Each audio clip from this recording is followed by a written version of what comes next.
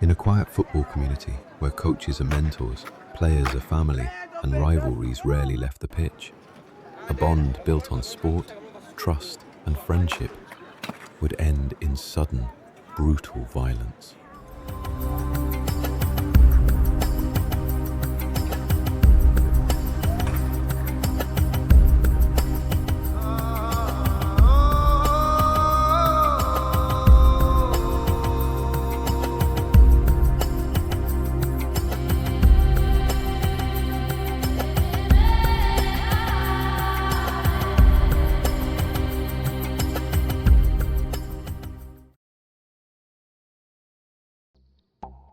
Wade Jackson was more than a football coach.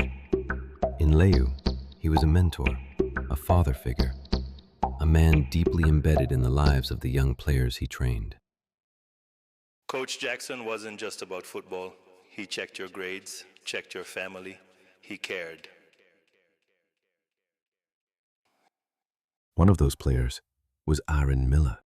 The two men shared a close coach-player relationship that eventually grew into friendship. There was no known history of conflict. Jackson even maintained a good relationship with Miller's family and children. No one could have predicted how quickly that relationship would unravel. On January 1st, 2023, during a public function in Climax, something changed. According to court records, Aaron Miller assaulted Jackson's young son, slapping him in public. The child later showed visible swelling and discoloration to his face. For Jackson, it was deeply troubling. But the situation escalated further just 3 days later. January 4th, 2023, approximately 4:40 p.m. Jackson was at the Leu playing field when he received alarming news. Aaron Miller was near his son's home, calling out the children by name and threatening violence. When kids are mentioned in threats, that's when emotions escalate fast. Parents react. Instinct takes over. It's not even a decision. It's automatic. You can be calm 1 second, trying to reason, trying to keep things civil, and then somebody brings up your child.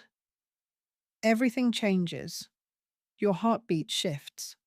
Your vision narrows. It's like your body decides for you. Concerned for his family's safety, Jackson went to confront Miller. The two men met outside the child's home. Jackson questioned Miller about the alleged threats and about the assault days earlier. What happened next would be pieced together later in a courtroom.